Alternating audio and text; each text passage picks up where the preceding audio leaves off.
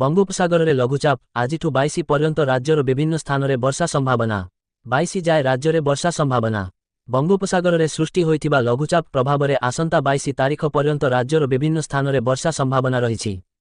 ଆଜି କୋରାପୁଟ, ମାଲକାନଗିରି, ରାୟଗଡ଼ା, ଗଜପତି, ଗଞ୍ଜାମ, ନବରଙ୍ଗପୁର, କଳାହାଣ୍ଡି, କନ୍ଧମାଳ, ପୁରୀ, ଜଗତସିଂହପୁର ଓ କେନ୍ଦ୍ରାପଡ଼ା ଜିଲ୍ଲାରେ ହାଲୁକାରୁ ମଧ୍ୟମ ଧରଣର ବର୍ଷା ସମ୍ଭାବନା ରହିଛି। ଆସନ୍ତାକାଲି ଉପକୂଳ ସମେତ ଆଭ୍ୟନ୍ତରୀଣ ଓଡ଼ିଶାର ବିଭିନ୍ନ ଜିଲ୍ଲା ଏବଂ 21 ତାରିଖରେ ବାଲେଶ୍ୱର, ଭଦ୍ରକ, ମୟୂରଭଞ୍ଜ, କେନ୍ଦୁଝର, କେନ୍ଦ୍ରାପଡ଼ା ଓ ଜଗତସିଂହପୁର ଜିଲ୍ଲାର ଗୋଟିଏ ଦୁଇଟି ସ୍ଥାନରେ ହାଲୁକା ବର୍ଷା ହୋଇପାରେ। ଅନ୍ୟପଟେ ସାରା ରାଜ୍ୟରେ ସର୍ବନିମ୍ନ ତାପମାତ୍ରାରୁ 5 ଡିଗ୍ରୀ ପର୍ଯ୍ୟନ୍ତ ବୃଦ୍ଧି ପାଇଛି।